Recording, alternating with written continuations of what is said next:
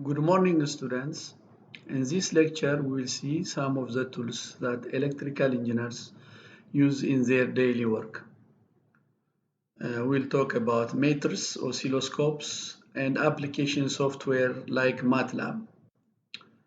Many tools are available to help electrical engineers and computer engineers in their everyday work. For example, meters are used to measure voltage, currents, and electric field strengths. Oscilloscopes are used to view waveforms, and we have a variety of computer-based softwares which are used for simulations, such as MATLAB, Multisim, PSpice, and VHDL. General ideas and safety considerations. Safety should be always be in your mind when working with any electrical equipment, because mistakes and carelessness pose danger to yourself and others, and it could damage expensive equipment. So when working with unfamiliar equipment, first you need to see the operational manual, know the maximum voltage and currents that can be applied to the instrument, and always connect the power source after you build the circuit, and disconnect it when you finish the experiment. Disconnect it at the beginning. Use standard color wires for connections. For example, the red wire is connected to a positive terminal of the DC power supply, and the black wire is connected to the ground or negative terminal. Use voltmeters to determine or check expected voltages at any time. So in order to benefit from your lab, please come to your lab first by reading the experiments. Okay, before you start practical experiment, start to read the theory at the beginning, and come prepared so that you can have the maximum benefit from the experiment. Meters. Old models are analog meters, reading done by noting the position of needles. But nowadays we have digital meters, for example, digital multimeter, which is used to measure voltage, resistance, and current. The quantity being measured and the range of the quantity being measured are adjusted by knobs on the face of the instrument. And for safety, start with the maximum range and continue adjusting until you get the proper reading. This is some of the instruments. This is, for example, analog, the old type, and digital, where you can see a digital reading from the multimeter. Oscilloscopes. Oscilloscopes are instruments used to view the waveforms as a function of time. So the x-axis is time axis and the y-axis is the amplitude. It can be a voltage or it can be a current. And there is a knob to adjust the time axis and the scale of the time axis and the scale of the amplitude or the y-axis. Computers are very important instruments, and most laboratories have computers. And for example, oscilloscopes and meters are connected to computers, and they feed data to the computers. Sensors are used to give an input data for computers, and the computers will analyze the data from the meters and from the sensors. And electrical and computer engineers work with software tools, and the software tools are used to design new devices or systems.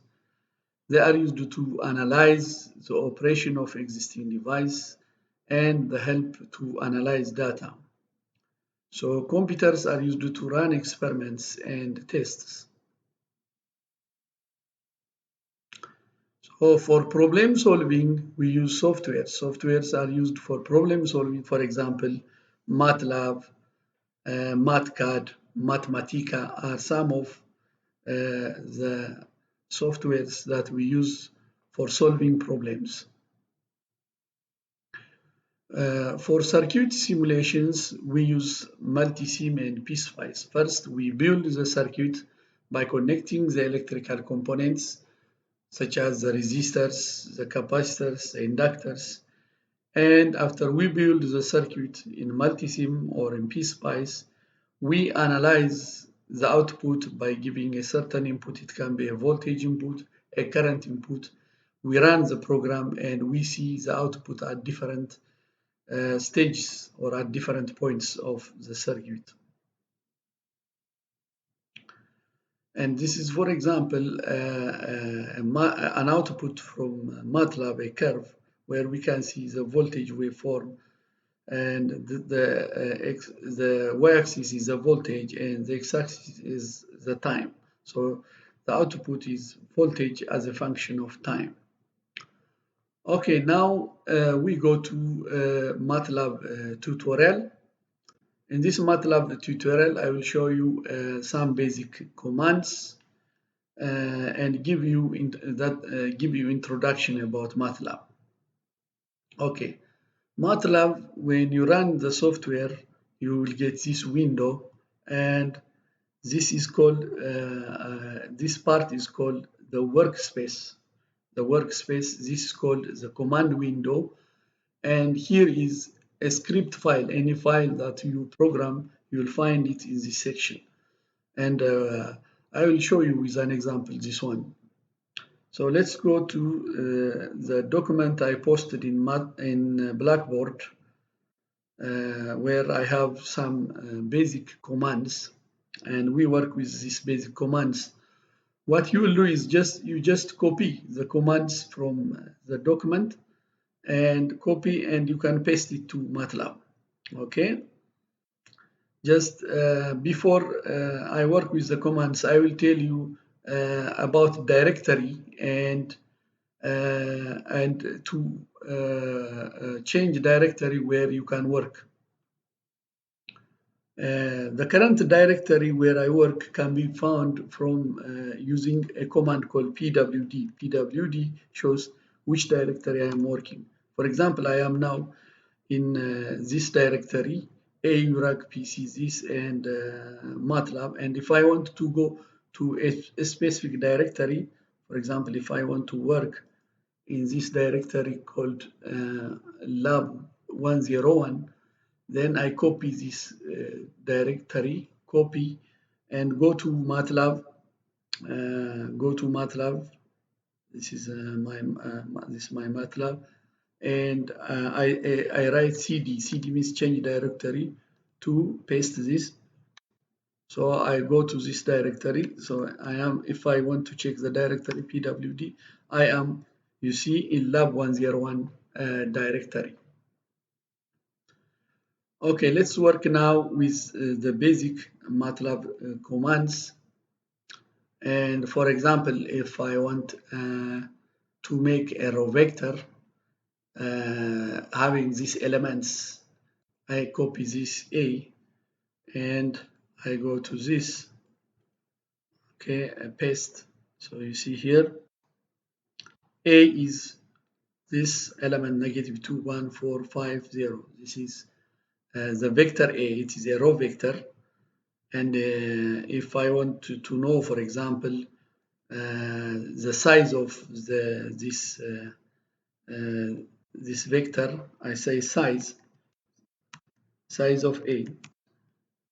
It shows size of A is 1 by 5, means it has 1 row and 5 column. So it's a row vector, 1 row and 5 column.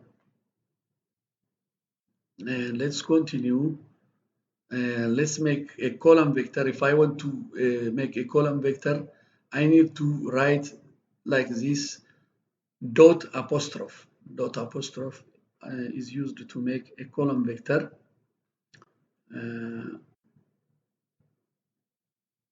Sorry about that. So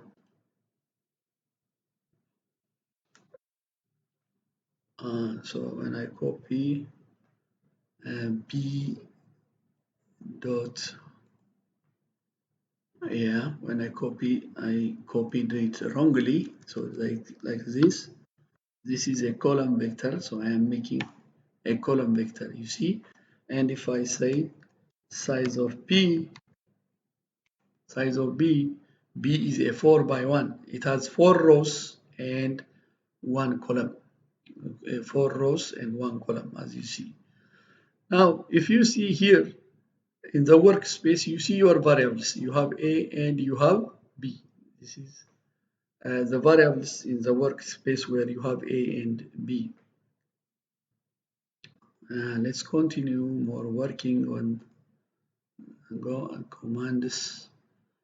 Adding a constant to a vector. How do we add a constant to a vector? For example, I add 5 to the elements of A. You just say C is equal to A plus 5. So I have A, which is negative 2, 1, 4, 5, 0. So C equals to A plus 5. See, so each element of A, I added 5. For example, the first element of A is minus 2, and when I add 5, it will become 3. Second element is 1. When I add 5, it becomes 6, and so on. Squaring a vector. Okay, when I am squaring a vector, for example, B is this, then let's say B is this one, negative 2, 3, or I copy this, and again B is this. And if I want to square B, I just make dot and hat sign square. So each element of B will be squared. Each element of B will be squared.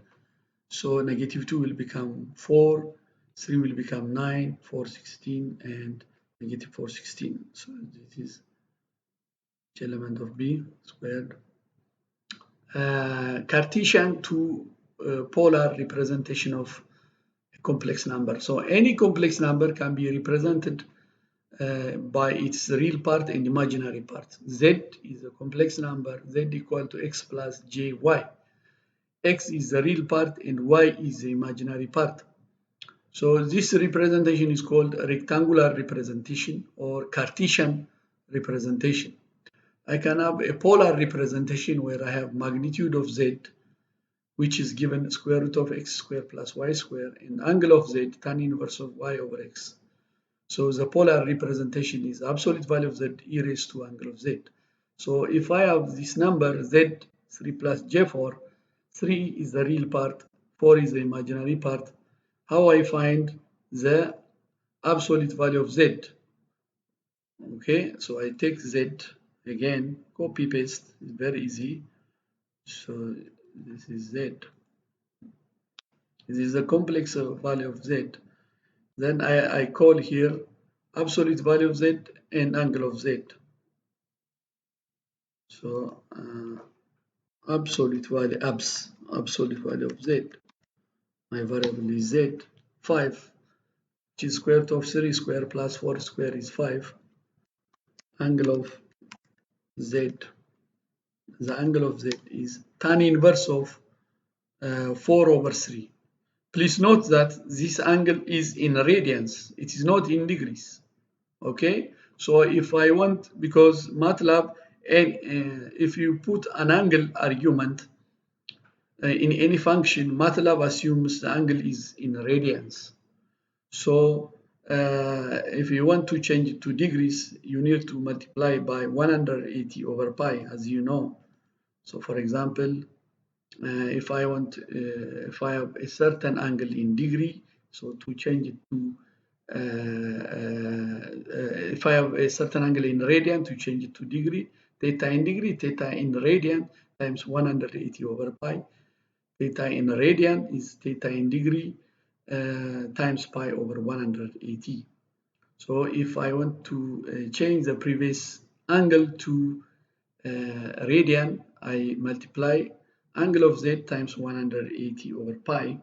So in MATLAB again, angle of z times 180 divided pi. MATLAB knows pi, so this is 53 degree. All right.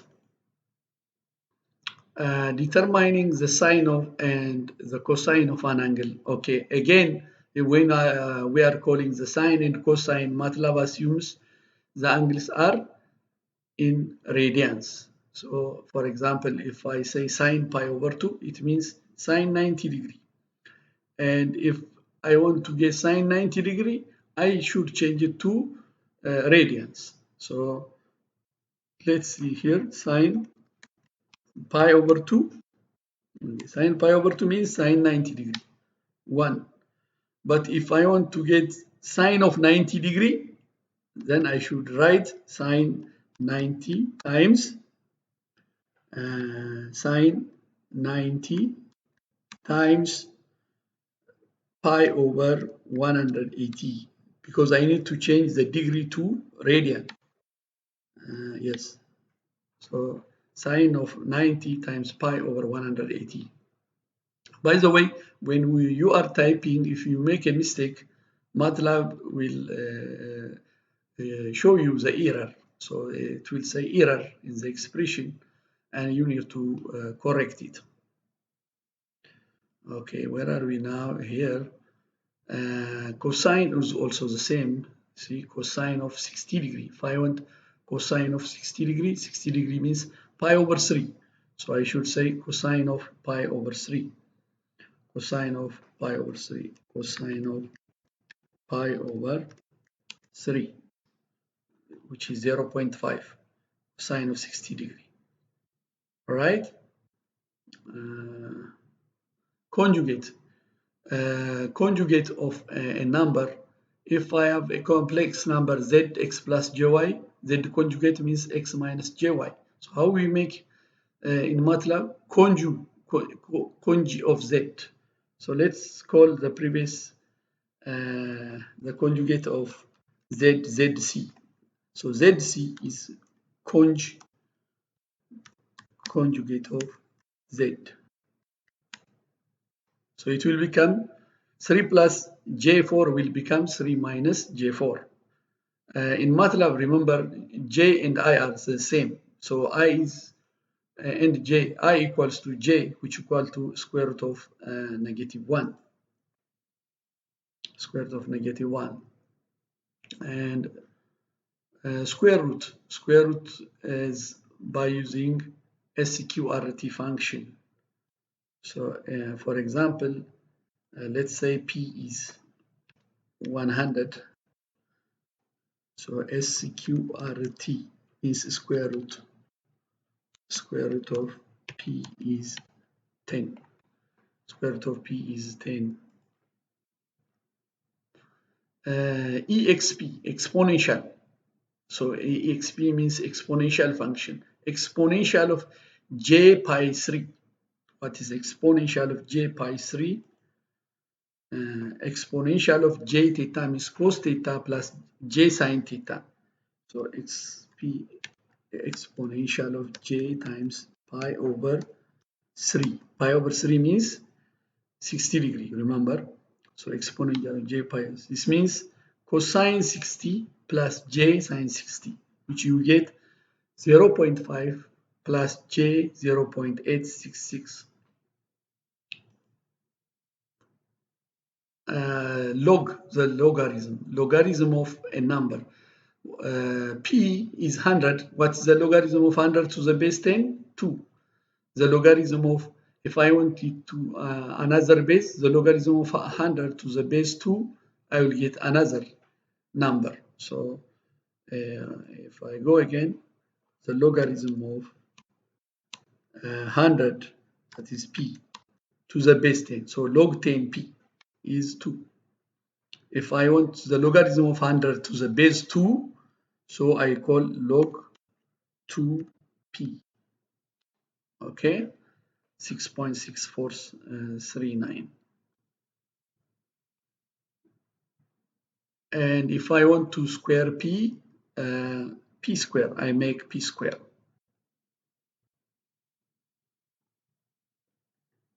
p square, for example, a hot sign, p square, it is 10,000. That means p cubed,